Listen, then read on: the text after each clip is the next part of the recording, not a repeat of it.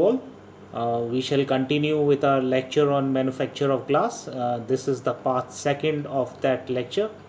Now we had studied two processes in part first. First was the formation of batch material, and second was we had studied the melting process. The third process involved in the manufacture of glass is the shaping process, also known as the forming process. Now, the manufacture of different types of glasswares from the molten glass is called as shaping or forming. Now, glass may be shaped either by hand molding or by machine. Before mechanization of the shaping process took place, wares, sheets, and plate glass were produced by blowing with the air from the lungs. This process was known as the manual process of hand molding. A sheet glass or window glass is prepared by taking a lump of glass on the end of a blowpipe and then blowing it into a cylinder. The top and the bottom ends of the cylinder are then cut off and are allowed to stand vertically on a stand. The hollow cylinder is then flattened into a sheet by splitting or opening the cylinder by heating in an oven. The blownware is produced by drawing a lump of glass melt at the end of a long steel pipe. This melt is then partially blown and allowed to rotate against a steel slab. This half blown article is then kept in a hinged steel mold and blown into final shape. Blown articles thus formed are then taken out of the molds and placed in an annealing chamber for annealing the article. This entire tedious process has now been completely replaced by continuous mechanical processes, in which collection of glass, blowing of the article with the help of molds, removal of the article from the molds after final shaping are all carried out continuously and automatically. There are two main mechanized processes for such work, especially for production of sheet glass or window glass. These two processes are known by the name of Four-Called process and Colburn process. We shall study these processes one by one.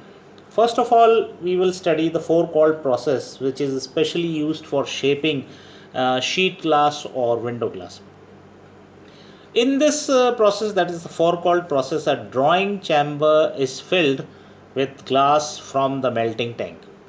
The temperature of the melt is maintained at 980 degrees centigrade. The glass is drawn vertically by means of a drawing machine. Each of the working pits is worked by one drawing machine.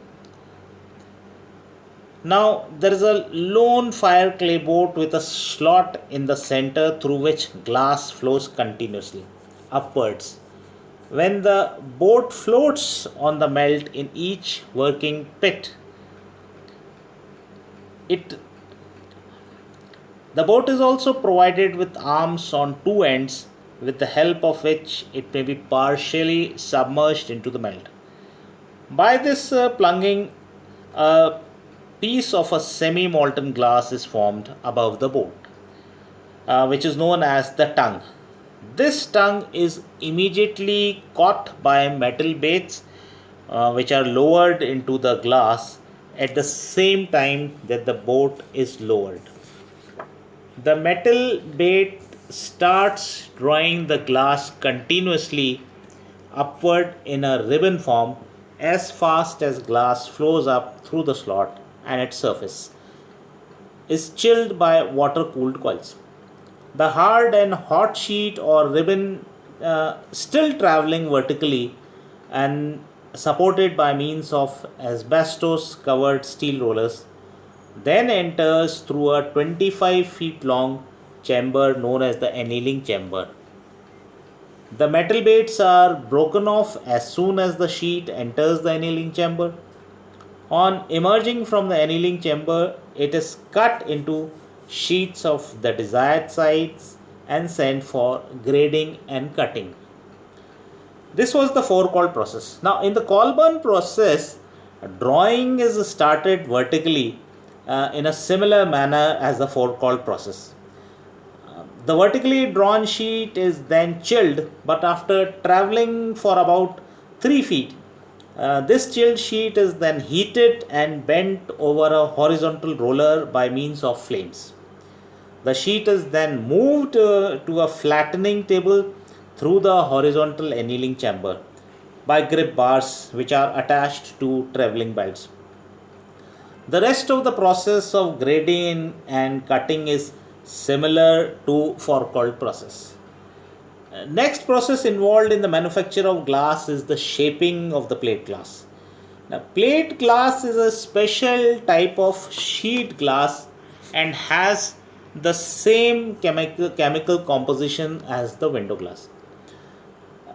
Earlier, plate glass was made by pouring the molten glass on a table made of cast iron, which was covered with fine silica or sand, and then rolling with the help of a heavy roller.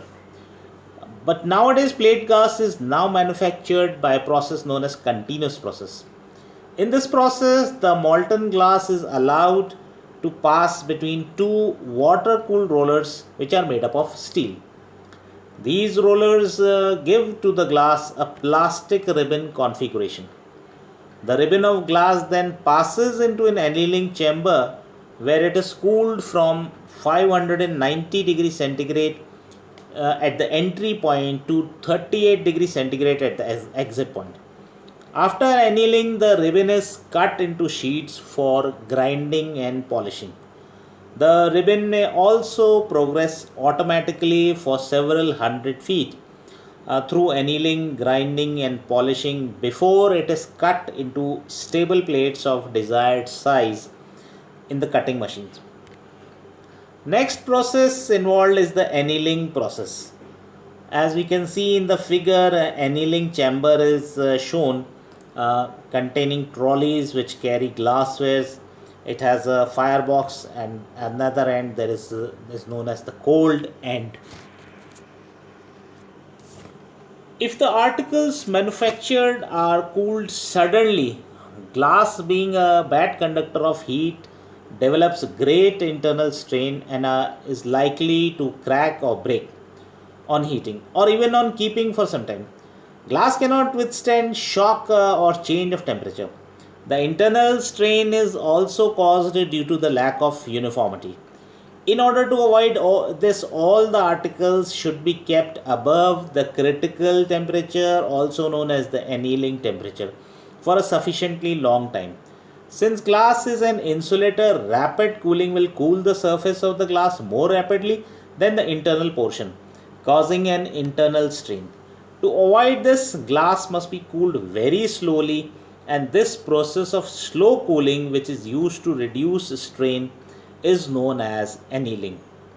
It is therefore necessary to anneal all types of glass, whether they are found by machine or hand mold methods. For every type of glass, there is a definite annealing temperature, and if glass is maintained as near this temperature as possible, strain is rapidly removed. Annealing is usually carried out by passing the articles through several hot chambers known as layers around the furnace, the temperatures of which are gradually falling. Thus, annealing makes the glasswares more durable and resistant to shock and change of temperature. The chambers in which glassware is stacked, the chamber is heated up and then cooled slowly by closing the chamber from all sides, and this is known as the annealing chamber. Annealing layers which are commonly used for annealing consists of a tunnel about 60 to 75 feet long and 3 to 8 feet wide. In these, a track is run for moving trolleys slowly from hot end to the cold end. The layer is heated at the hot end by directly fired hearths or gas fired Hertz. Layers may also be heated electrically. The last process involved in the manufacture of glass is known as the finishing process. All types of annealed glass require finishing. Finishing is carried out by cleaning, washing, grinding, polishing, cutting, sandblasting, enameling, grading, and gazing. Washing and cleaning are applied to all kinds of articles. The rest methods are adopted according to the requirement of the glass. This is the process of manufacture of glass. Thank you.